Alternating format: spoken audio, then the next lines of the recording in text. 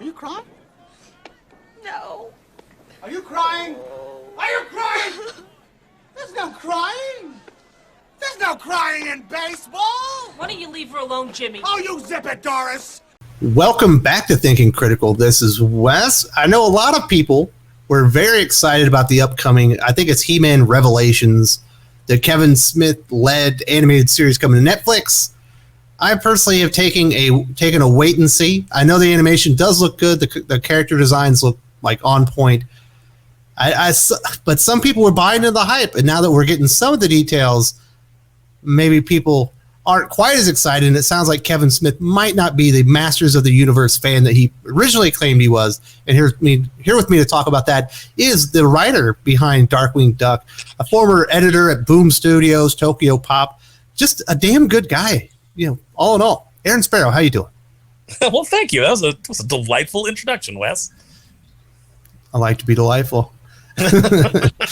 So you were one of the people that accidentally fell into the hype. You saw how good the animation looked, the character designs and everything looked so spot on, and you were like, I'm believing Kevin Smith. I'm believing the HeMan Revelations hype. Oh, I wouldn't go that far. I would say that I saw the animation, and my tweet was, my concerns aside, basically I started out by saying all the things that I think are going to happen aside, just judging this trailer on what it is, I got chills. It looks great. The animation looks beautiful. It looks very much kind of like the Mike Young production series that we got in the early 2000s. Which was fantastic. So it brought all that up for me. And then, I'm just a sucker for playing, an 80s ballad like, I need a hero.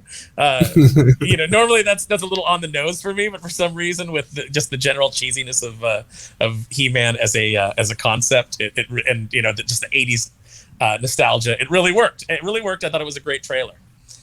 I am very wary of it, though, because there's a lot of things to be concerned about going into this.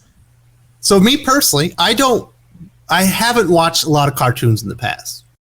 It's just not really been my thing, but I do have small kids now. I do want to experience and enjoy some of those things that I enjoyed as a kid with my 6-year-old typically at the moment, but I also have 2 more boys along the way. So these things are of interest to me. And do you want to talk about the embellishment of his interest in Masters of the Universe, or do you want to talk about the final details that came out that maybe that trailer didn't exactly portray what we're going to get in the actual series? Let's talk about the details first, and then we'll deal with Kevin Smith. Okay, let's talk about these details. So after the trailer, it looks like it's very, He-Man centric. You're going to get a lot of Adam stories, him turning into He-Man, all that kind of stuff. But this is the synopsis that we get about the Netflix series. The war for Eternia culminates in Masters of the Universe Revelation. So it wasn't He-Man Revelation. It's Masters of the Universe Revelation, an innovative and action-packed animated series that picks up where the iconic characters left off decades ago. After a cataclysmic battle between He-Man and Skeletor, Eternia is fractured and the Guardians of Grayskull are scattered. And after decades of secrets tore them apart, it's up to Teela to reunite the broken band of heroes and solve the mystery of the missing sword of power in a race against time to restore Eternia and prevent the end of the universe. So basically what that tells you is this is going to be maybe 2 episodes of He-Man, and then there's going to be a big cataclysm. The sword's going to be lost, and He-Man won't be in the show. And it'll be up to Teela. I think this is all flashbacks. Yeah. Well, I think it's have you watched Cyberverse, the Transformers cartoon Cyberverse? Yes. Where basically Bumblebee wakes up and he's remembering, or he's being reminded of all the things that led up to this, and you're trying to figure out the mystery of what it is. I imagine you're going to have Teela wake up and have to fix everything and just remember maybe some of the stuff that happened with Adam. But you think they're actually going to show you the backstory initially? I think that the entire trailer is probably from the first episode or 2.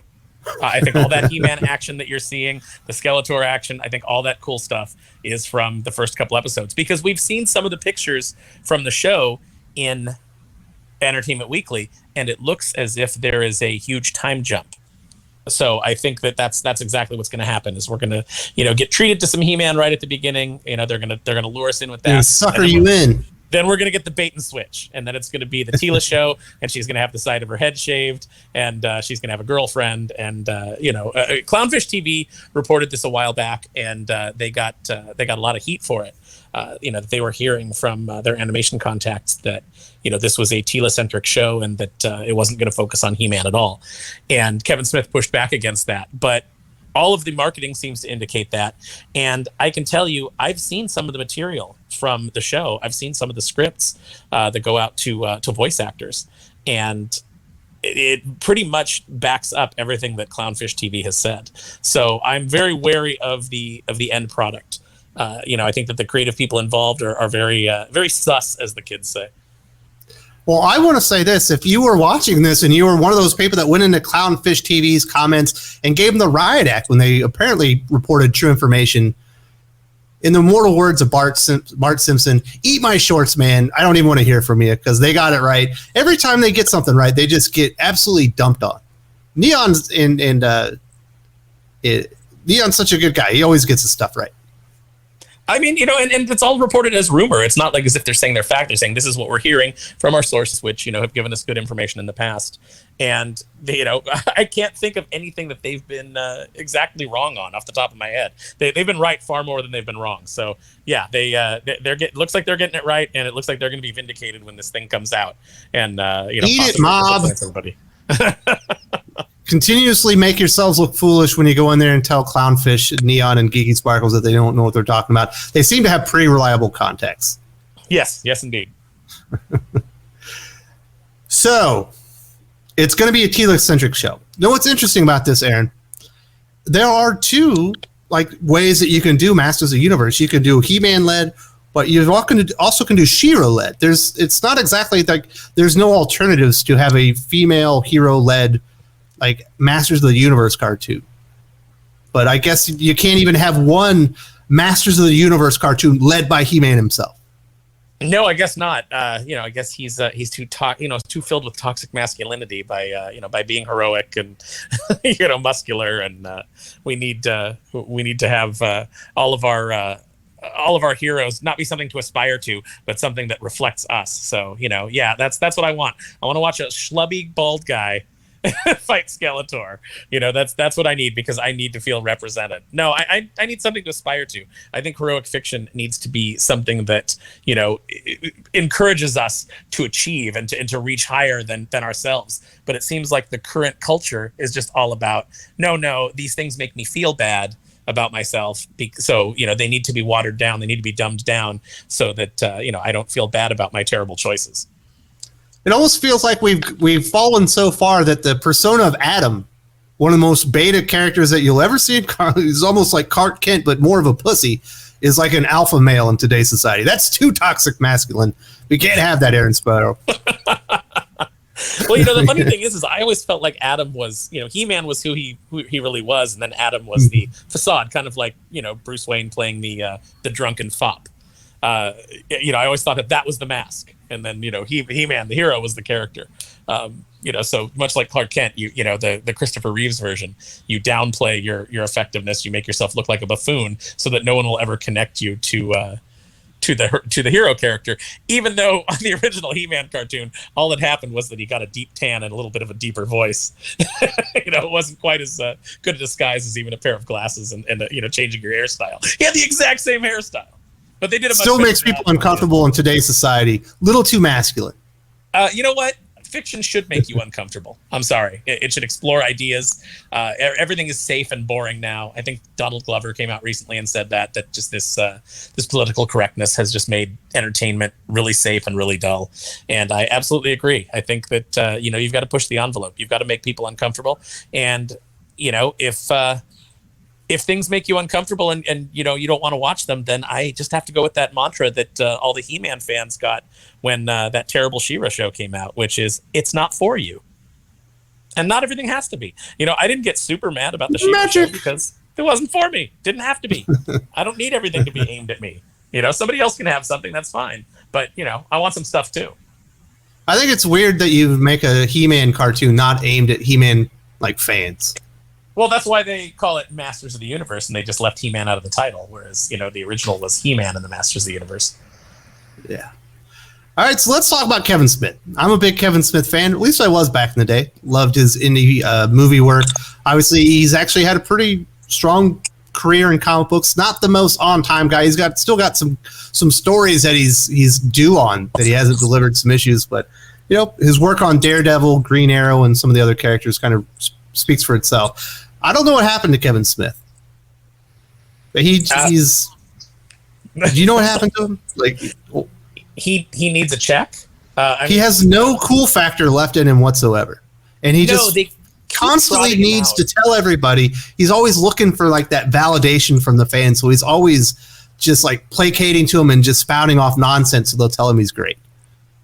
It's interesting because I think that you hit a point where, like you said, he's no longer got any cool factor associated with him, yet Hollywood still trots him out thinking that he's like the king of the geeks. They tried it with Chris Hardwick for a while before that whole debacle, and now they're going back to Kevin Smith. But the fact of the matter is that Kevin Smith is seen as a shill by the fan community. He's still got people who like him, and I still like him in general. I've met him a few times. He's a nice guy, but I don't trust his. Did he cry? He did not cry when he met me, so apparently he didn't read the real Kevin Smith. Real Kevin Smith, you tell him you like him, he fucking just breaks down and bawls like a baby these days. Well, I didn't tell him that I liked him. I'm not. Oh well, that is what it was. You should have told him he did something good. He would have given you the tears. No, I was just like, hey, what's up, man? We had a brief conversation. That was like really casual. Who I actually really liked meeting was Jason Mewes. That dude, like, I talked to him for 5 minutes and he gave me his phone number. Like, he's like, yeah, call me, let's go toy hunting. It's like, that dude was super cool. And I was like, Mewes, like, I mean, I'm not going to do anything with your number, but you should be careful who you give it out to. Like, you should be a little more cautious. Absolutely. Aaron could be a stalker. Look at that beard. Yeah, you just met me. I mean, I could be sharpening an axe like right now as soon as you leave. But yeah, super nice guy. But so this is what Kevin Smith said. We'll get back to this. In 2019, I believe it's PowerCon, when he got the gig for Masters of the Universe Revelation. These are some of the things that he said during a panel. I'm a big genre fan. I'm a big, obviously, DC Marvel Universe fan, but the Masters of the Universe as well is right alongside with it. High praise. Unfortunately, it came right after I stopped collecting toys. And when I say stopped collecting toys, it was my mother who told me, you're 14, no more toys. So I watched my friends buy the toys, but I was fully engaged with the cartoon because I was an after-school kid. So I'm well versed in the lore, talking about how much he knows about the Masters of the Universe. What if there was no Adam? What would He-Man be then? What if Skeletor got the power? What is the destiny of Teela? Kind of hinting at maybe some of the things that are going to happen. And then we get this tweet that surfaced from, I think it's 2010? Yes, 2010. This is what Kevin Smith said before he got the gig, almost a decade before. I wasn't a He-Man fan, but Gallery 1988 is running an awesome Master of the Universe art show. So he wasn't a He-Man fan until he got the gig, and then he was fully versed on the lore and was watching the cartoons every afternoon after school. Wow. so not so much of all the things to lie about. Just be like, I was too old for He-Man when it came out and was popular, but I went back and watched the cartoons. They're pretty dope. I think I can do something with this. Yeah, just be honest. Just be honest. Like, but again, this goes back to the fact that he doesn't have any credibility anymore. He's just seen as a shill, and this is a prime example of it. Just be honest and just say, like, hey man, yeah, I missed it. Like, okay, if I got hired to do a Power Rangers project, which I never will, but if I got hired to do it, I would come out and I would say, yeah, listen, I totally missed Power Rangers. Everything I know about Power Rangers is through osmosis. I had discovered that I liked girls about the time that Power Rangers hit, so I had no time for Power Rangers. So my wife loves Power Rangers. I don't know the first thing about them other than I watched the last movie. But if you got hired to do something with them, you would do a deep dive on them and learn as much as you can and try and find out, okay, what is it that I would call up Mark immediately and be like, Mark Pellegrini, where do I need to start with Power Rangers? What are the key teams, the key players? What time period might I want to explore? Exactly. You know, you reach out to a friend of yours. What is it? Phone a friend from that old game Absolutely. show. Who wants to be a millionaire? But you know, you don't go out and say like, "Yeah, man, I loved Power Rangers in the very beginning. I was right there with you." You know, at the very beginning. Yeah, I don't respect that, and that's the problem. Is that Kevin Smith has hit a point where people don't respect him or his opinion anymore because they know that he's in Hollywood. He's trying to get gigs. You know, his career is not as successful as it was when he was the indie guy. He's done a couple of mainstream movies that have done terribly. You know, so he's a guy who's got to work, right? So he's out there looking for a check. The problem is that he's kind of sold out his credibility with people for that check, and I think he's going to be hitting diminishing returns with his ability to deliver on things. Because if Hollywood wants you to be able to hype up these geek properties, you have to have some credibility, or the fans reject you. I don't think that he can stand the thought of people not liking him. You know what I mean? Even if you're the nicest guy in the world, someone's not going to like you. You need to have the Jeffrey Thorne outlook. So what if I said Hal Jordan sucked and I'm writing Green Lantern? I'm going to write a hell of a Green Lantern book.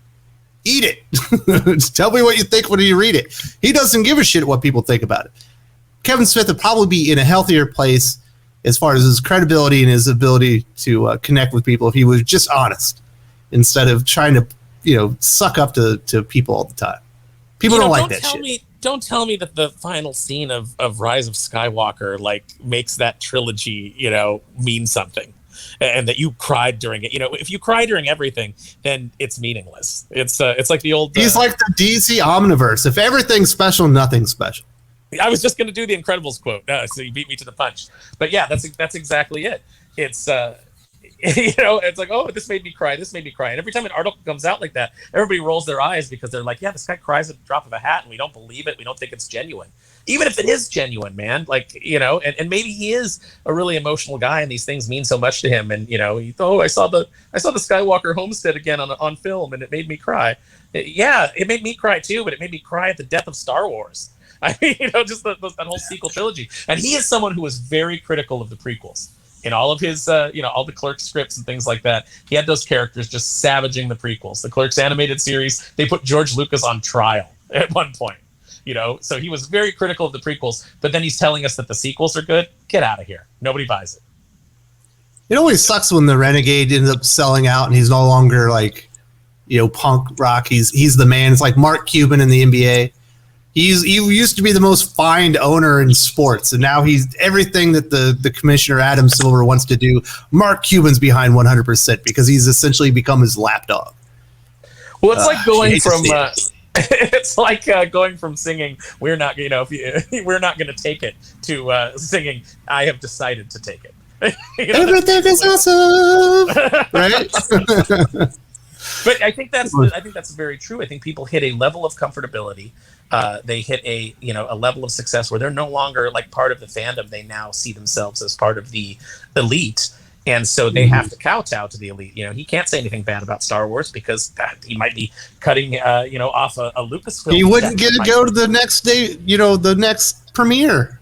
Yeah, it's everything's access media. So if you've got to toe the line. I don't know. I would rather be genuine and produce good work and have people know that when I say that I like something or I don't like something, it doesn't mean that you're not able to like it. It doesn't mean that I think that you're stupid if you like it. It's just, it doesn't fit my sensibilities, and that's okay. And if it fits yours, that's okay too. If you love this new He-Man show and I hate it, that's fine. It's all opinions. It's all just personal preference. Art is subjective. And I think that people need to remember that, it's not like the She-Ra fans going to war and sending people, cookies with needles in them because they didn't honor your ship. It's did that really happen? That really happened. Yeah. No, there's oh man, that She-Ra fandom. Whoo! And you see them, they're spurging out now on online because He-Man's getting a show and they're screaming like, what about She-Ra? And it's like, well, you got your She-Ra show. You got your little fanfic She-Ra show. Enjoy it. I didn't like it, but that's fine. You enjoy it. I'm happy for you. You've got it. Now let us have a He-Man show that'll disappoint us. Absolutely. It's our turn to be disappointed. That's right. It's but this ties into a previous video that you did with Mark. And I almost had contacted you that same day because I had been thinking about that very subject and I was like, this would be a good thing to talk about with Wes. You're But it talking was about corporations take everything you've ever loved and ruin it. Yes. And that is exactly what happens. That's what's going on. So, this is another thing where it's like, man, I sure hope that He-Man show is good. I really want it to be good. I don't root for things to fail. I don't root for things to be terrible, because I don't want to be disappointed, but I'm ready to be disappointed. Listen, as long as you know going in that it's going to suck, you'll never be disappointed. You can still be disappointed. Things can suck. I'm Gen X. I'm skeptical as hell, and I'm a middle child. So I am, that's why I'm so sarcastic, Aaron. I think people think that I'm generally just like mean or something. No, I'm just mostly dicking around here, having a little bit of fun. Well, you're the kid who told your uncle that you were gypped when Empire Strikes Back was sold out, and he said, "Well, we'll go see Call the Conqueror." I feel terrible about that because I love Krull. But now that I'm older, at the time you were a kid and you were the middle child. You were used to not getting things the way that you wanted. You just flipped to that table and said, "This is some bullshit." I called him out on his bullshit. He deserved it. He was a grown-ass man. He was supposed to, follow through on his guarantees. That's right. You can buy some tickets in advance. Have a little bit of planning. I'll tell you an aside that has nothing to do with He-Man. But at one point, I was working in a grocery store, and it was the day before Halloween. No, I'm sorry. It was actually Halloween. I was working on Halloween, and this guy comes in and he goes, "Do you have any pumpkins?" And I said, "Oh no, we had some, but yesterday we just started giving them out to customers to get rid of them, since we're coming up on Halloween." And he goes, "You don't have any pumpkins? What am I supposed to tell my kid?" And it was my last week there, and I flat out said, "Tell them Dad didn't plan ahead." I mean, get used to it. He's like, I should have expanded and said, "Get used to this disappointed because apparently Dad's a last minute guy, so you're gonna face this a lot." Like, I don't know why am I responsible for what you tell your kid? Jeez, Aaron. I understand. I would have been worse about it, just because of my personality. Well, shit in one hand and think about pumpkins in the other and see which one fills up first, sir. I don't know what to tell you. I'm all about customer service, so it's like I tried to be as calm as I could with the.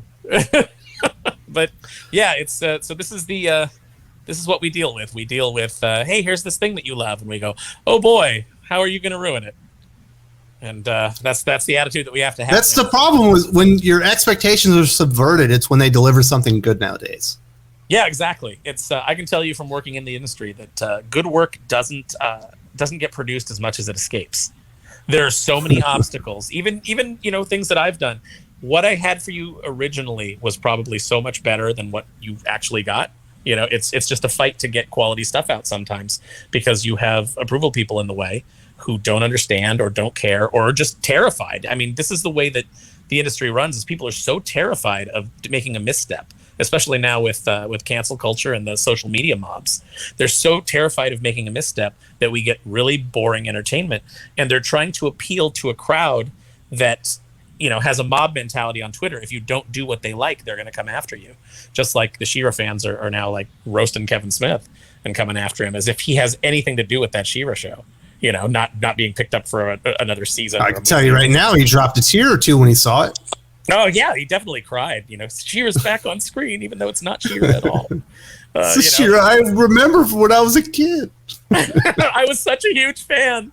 Yeah. But you can't deny, Aaron, the animation looks fucking spectacular. It looks I can't at all. What they have out there looks like a dynamite He-Man Masters of the Universe cartoon. If nothing else, we got a beautiful trailer that made us feel nostalgic for He-Man and made us go, man, He-Man could be so cool. But what I recommend is, hey, give the show a chance. Even though I'm going to tell you right now, I don't have any faith that it's going to be what we want it to be. But if you don't like it, go back and watch the Mike Young Productions series from the early 2000s. It was a really good version of He-Man, and this one seems to be biting off of that visually more than the original show. So, I think that if you like that trailer, you'll definitely enjoy that show from the past. And you know what? Hey, give that a bunch of views. And if this new He-Man fails and that one's got a bunch of views, that'll be a wake-up call to Mattel that you picked the wrong horse. Absolutely. Well, Aaron, thank you so much for joining me today talking about the He-Man. It's not really a controversy, but people are coming around once they saw that synopsis, and then some of the I'm not going to call it a lie, embellishment of his interest in Masters of the Universe growing up from Kevin Smith. We won't call it a controversy. We'll call it a potential debacle at this point. Impending debacle.